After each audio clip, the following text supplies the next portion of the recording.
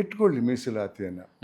ಆದರೆ ಆ ಮೀಸಲಾತಿಯ ಲಾಭ ಆ ಕುಟುಂಬಕ್ಕೆ ಹೋಗಬೇಕು, ಅದು ಇಷ್ಟರವರೆಗೆ ಆ ಲಾಭ ಸಿಗದಂಥ ಕುಟುಂಬಗಳಿಗೆ ಹೋಗಬೇಕು. ಅದರ ಅರ್ಥ ಏನಂದರೆ, ಮಂತ್ರಿಗಳ ಮಕ್ಕಳಿಗೆ, IAS IPS ಅಧಿಕಾರಿಗಳ ಮಕ್ಕಳಿಗೆ, ನ್ಯಾಯಾಧೀಶರ ಮಕ್ಕಳಿಗೆ ಮತ್ತು ಇತರ ಬಿಸ್ನೆಸ್ ಮೆನ್ನು ಅವರೆಲ್ಲ ಇವರ ಮಕ್ಕಳಿಗೆ ಒಂದು ಸಲ ಲಾಭ ಸಿಕ್ಕಿದರೆ ಅದರ ಆ ಕುಟುಂಬವನ್ನು ಈ ಮೀಸಲಾತಿಯಿಂದ ಹೊರಗೆ ಇಡಬೇಕು.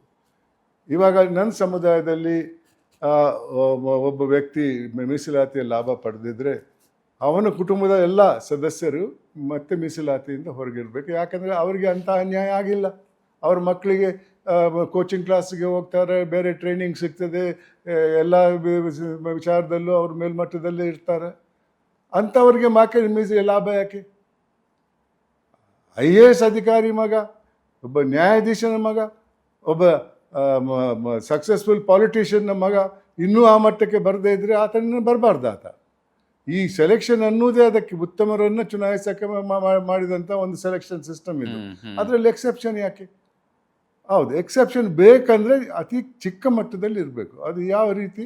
ಒಂದು ಕುಟುಂಬಕ್ಕೆ ಒಂದು ಸಲ ಮೀಸಲಾತಿ ಸಿಕ್ಕಿದೆ, ರಿಸರ್ವೇಷನ್ ಮೇಲೆ ಲಾಭ ಸಿಕ್ಕಿದರೆ ಆ ಕುಟುಂಬವನ್ನು ಮೀಸಲಾತಿಯಿಂದ ಹೊರಗಿಡಿ.